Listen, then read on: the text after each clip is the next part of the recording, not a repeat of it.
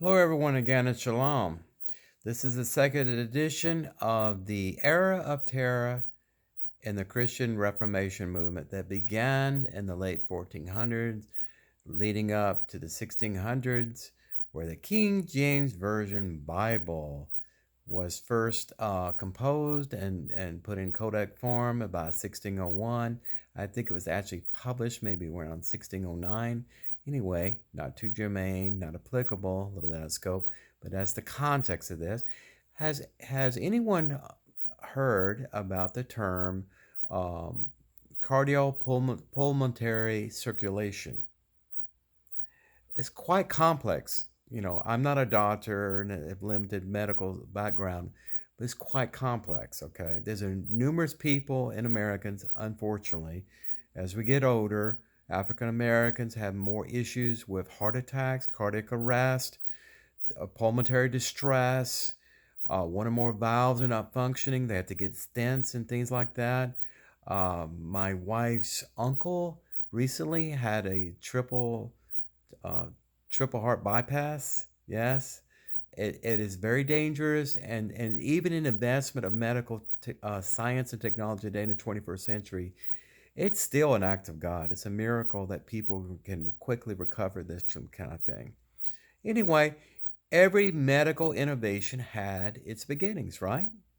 Now, I want to talk about someone who you probably never heard of in school, in grade school, high school, whatever. You may have heard of him going into your earlier undergraduate degree program, whatever that major may be. His name was Michael Servetus. He lived in Spain. He's a Spanish theologian, Christian theologian. He lived from about 1511 to about 1553. He died before his time. Yeah, unfortunately. He was the developer, the inventor, or the one that innovated and discovered cardiopulmonary circulation within the human body. I mean, it was really groundmaking. I'm sorry. It was an incredible, innovative thing to make that discovery because it led to many other discoveries about leading to survival from surgeries, which, this is Middle Ages, folks. I don't want to be there. I don't want a doctor to operate on me in Middle Ages. No anesthesia or very limited. Drink some alcohol, some bourbon or whatever. People did not survive these surgeries very often. But the knowledge, the knowledge and everything of those people. I mean, if they were never born, who knows? Another 100 years before someone would discover that. Anyway, Mr. Servetus died. He died a very brutal death. Can you what's happened with ISIS, right? Well, they may not be an ISIS caliphate anymore. Thank God President Trump eliminated that. But ISIS was known for the horrible things they did to people that did not believe in their version of Islam that they said was their standard. In other words, they had a binary thought process in their theocracy, okay? When they set up a caliphate, if you didn't follow their variant of Shia, you have Shiites and you have Sunni. If you didn't follow their variant of that, you're a heretic. And they would behead you, they would stone you, they would put you in a cage and burn you to death, whether you're a man, woman, or child. They would throw you off buildings. They would put you on a stake and crucify you. Yes. And we all say these were monsters. This is animalistic behavior. Okay? But you know who lived in the time of Michael Servetus was none other than one of the Protestant grandfathers, a great theologian himself, John Calvin, no other than John Calvin. He did not like Michael Servetus. They had theological disagreements left and right. See, Michael Servetus did not believe in the triune Godhead. Okay? Michael Servetus said God may have had three forms. Jesus, a man, was one of those forms as an adopted son of God. Spirit was just a dynamic force of God. God was one and eternal, the creator God. Well, that monotheistic statement of truth I just told you is what Orthodox Jews and most Jews believe today, if you believe in God.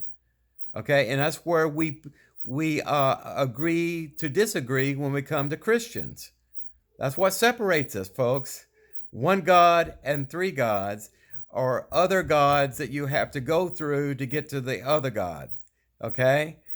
Anyway, I'm not going there, but I'm saying John Calvin, a founder of Protestant faith, Protestant denominations, Christian denominations, that's the Southern Baptist Church, that is Assembly of God, that is anything that essentially is not Catholic, like a Episcopalian or whatever. He was friends with Martin Luther. They lived more or less about the same time frame, but in different areas of the world. Now, you know where Geneva is, right? Geneva, Switzerland, I believe. I'm going to read you some of the comments that John Calvin, not only did he execute a fellow Christian brother, burned him to a stake, took all his medical books and all his books that he wrote for himself and his belief system in God, and he had some people that believed what he believed in. But you have a reformer who did not believe everything the Roman Catholic Church believed in. He was kind of breaking away, not so publicly breaking away as Martin Luther did, but he was breaking away. He was reforming a new variant of the Roman Catholic Church that was not reporting directly to the Vatican and the Pope.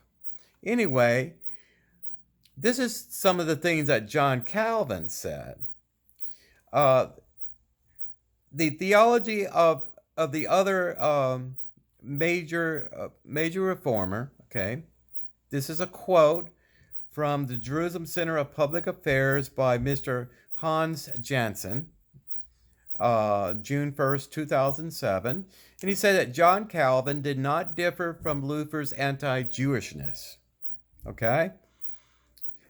He considered that since the Christian church had come into existence, the Jewish people had become an anachronism other than as potential Christians.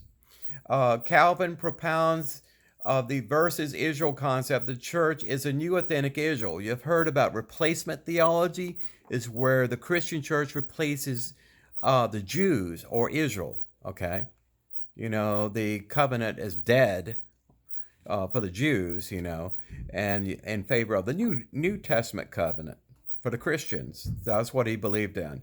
He said there's no place left for the Jewish religion. It's dead. It's not applicable anymore.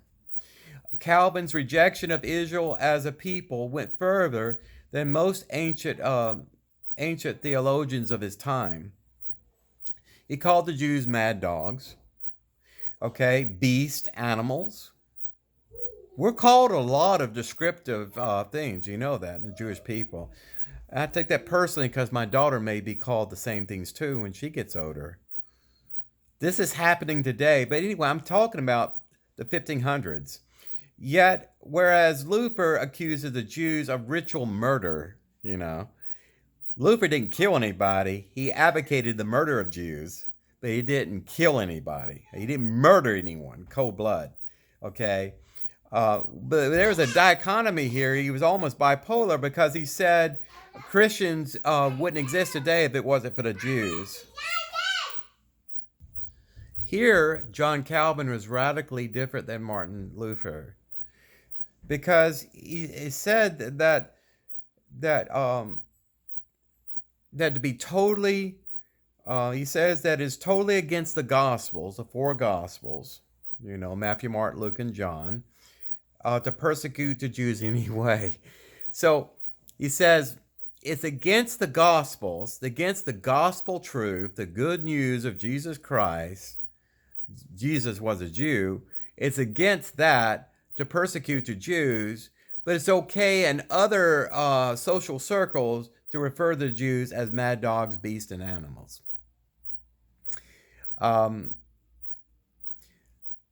You know, that's anti-Semitic, folks. That is Jewish hatred. That's bigotry.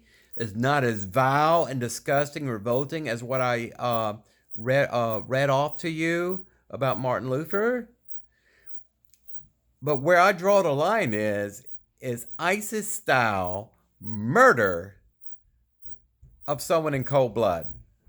Now, there's a lot of horrible things that happened in the Middle Ages. You know, the Spanish Inquisition in 1492. Yeah, Columbus discovered America. And in those ships, there were a lot of exiled Jews there that were working essentially as servants, whatever. They were indentured for that voyage. Anyway, all the Jews were ordered out of Spain. So this was going on during the same time that Michael Servetus was brought to Geneva and burned to the stake. And this happened on the horrific day of October 7th, 1553.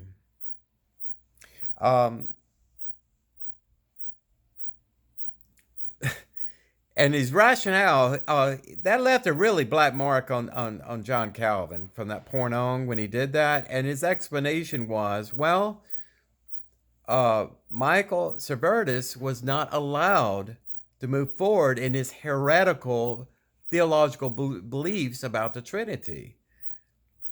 But he was a reformer. Now, folks, we can let bygones be bygones. I even heard on PBS recently, a couple years ago, I was interviewing a Holocaust survivor. Someone said, can't you just get past this? Can't we just stop talking about the Holocaust every year? Until a Southern Baptist pastor gets up before the pulpit, or a Methodist pastor, or Assembly of God pastor, or whoever, an independent Christian church, Reform, whatever, gets up and says, I want to publicly denounce Martin Luther and John Calvin today.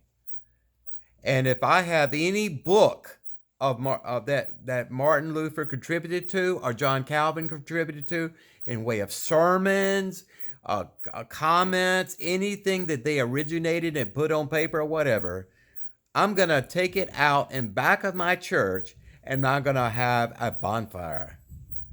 And I encourage you too, parishioners, if you have anything, any sermon or whatever, if you have a Bible that's contributed by Martin Luther or John Calvin, I want you to burn that too.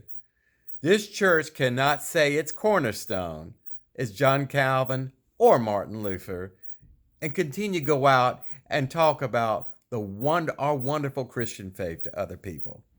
But you know, folks, that will never happen because both Martin Luther and John Calvin, that's required reading in the Dallas Theological Seminary for the Southern Baptist Convention headquarters there. Yeah, it's a dichotomy of truth. It's just damn hypocrisy. It's anti-Semitism at its roots. So again, you see what happened in Europe during that early time before there was even a roundup by Nazi SS soldiers in 1941 and 42 of Jews in the wholesale murder of 6 million Jews under the leadership of Hitler. Hitler and these Nazi soldiers literally recalled some of the books written primarily by Martin Luther, but also John Calvin, because they considered themselves as Christians too. Christians today denounce that any of those Nazis that murdered those Jews were Christians. They were Christian. There was a Roman Catholic Church, Nazi church in Berlin at that time. Not germane. I'm just trying to tell you that where anti-Semitism exists today, the BDS boycott, the De-Investment Act, against Israel, against any settler, they call them settlers in Judea and Samaria. The UN is pushing this. The UN has discussions about BDS boycott. Is that anything labeled from Judea or Samaria that's produced or marketed or manufactured by a Jew there. They said they were illegally occupying that land for the Palestinian. So we are boycotting that in the manufacturing process in Europe. In other words, you won't see those items on the shelf. That's where that prejudice comes from, folks. It comes from the church shooting itself in the foot and not talking about it enough and not doing anything about it different. That's why even left-wing, democratic, evangelical Christians to this day are raving lunatics when it comes to their hatred against Israel. They support the BDS boycott. They support a Palestinian terrorist state in Israel today. They are sympathetic with the Palestinians. They are sympathetic with other people of like mind that hate the Jews, that blame the Jews for every single problem in this world. They even blaming the Jews today, folks, for the coronavirus. They blamed us for the bubonic plague, and the 1400s, 1500s, that time of dark era in England.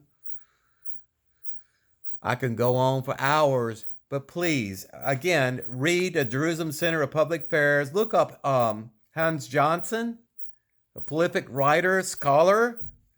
He was interviewed, and this is some of his commentary and some of his research. There are books written about this, folks. This is history again. Don't shoot the messenger. I'm trying to give you some peer review. Okay, I'm not making this up. I don't want you to think I'm opinionated because I'm not. I'm trying to be fact-based, okay? I am credible because I am reporting credible documentation here. If you're a proud Christian, God bless you. You're good people. I know a majority of you love Israel, and a majority, I'm not talking to you. But if you're a Christian pastor out there, and you're not talking about the ISIS-style murders committed by John Calvin, you're a hypocrite. If you see a rape outside your window, say if you're a third story apartment building, and you see a gang out there beating up someone or raping someone, and you say, "Oh, that's horrible. How could they do this?"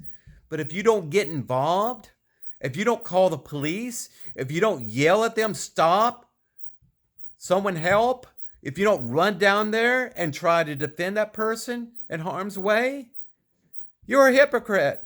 This is exactly what the Christian church is doing. And if you're a pastor, shame on you because you're a leader of your church flock, okay?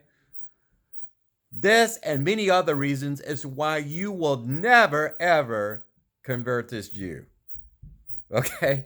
This is why Jews have a long memory like an elephant, and this is why we are so antagonistic against a gospel tract thrown in our face, against a Mormon missionary or Jehovah's Witnesses knocking on our door, or even family members saying that you are too strange to come to my funeral. I don't want you there because you're not one of our family anymore because you're too Jewish for us.